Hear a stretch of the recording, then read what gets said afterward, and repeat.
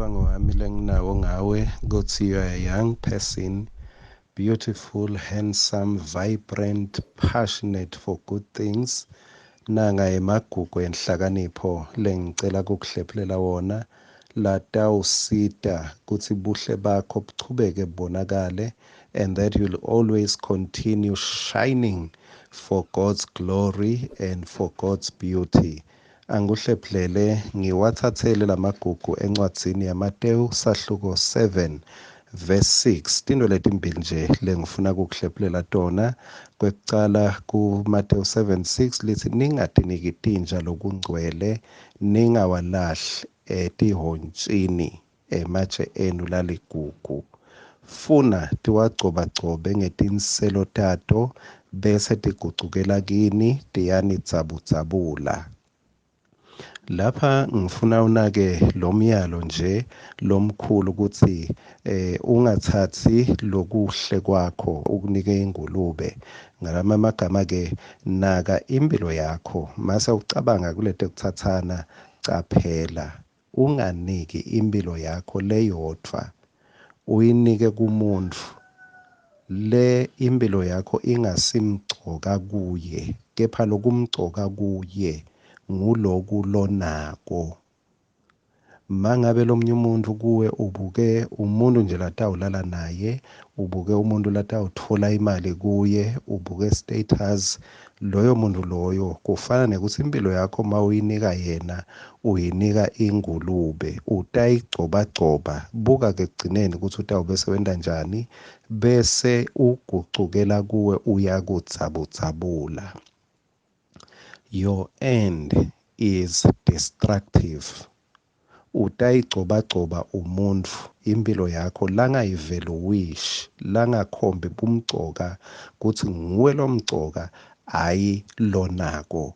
Lo muntu loyo does not qualify for your life of great value.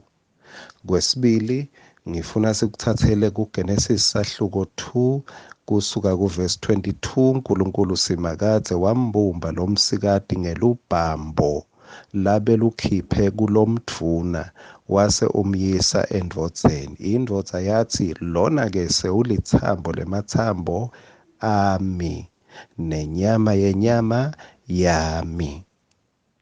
Kwesibili lokufuna ukunake lapho ukuthi impilo yakho lo muntu ukhetha umuntu longuwe. Mawukhetha indvodza, ukhetha umfati, usuke ukhetha umuntu longuwe. LiBhayibheli lithi uNkulunkulu wambumba lo msikati ngelubhambo labe luthathe kulomdvuna, akalithathanga emfeneni, akalithathanga ebhubesini, kepha wathatha kumuntu wakha umuntu. Masambona lo muntu, abona lo muntu wathi nongu mine.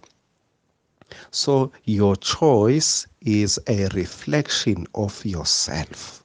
Lo muntu lomkhethako ukhuluma more about who you are than about who the person is. Lo muntu lomkhethako ukhetha njengaloku unjalo ngekhathi lakho, ukhetha what is inside. Mawutibona nje, ubona le ntombadana le ikushayisa livalo, ubona lo mfana uthi wow, ubona le ntombadana uthi wow, usuke utibona wena. Sale ubuka-ke ukuthi wena unjani. If you want to give shape to the person of your choice, you must give shape to yourself first. Tibuke wena, utakhe wena kucala ngekhathi, and then waba kahle wena utawukhetha kahle. Kunengi lesingakusho kumagugu enhlakanipho, kepha-ke always the best will be preserved for the next time. Stay blessed now as you ponder on these treasures of wisdom.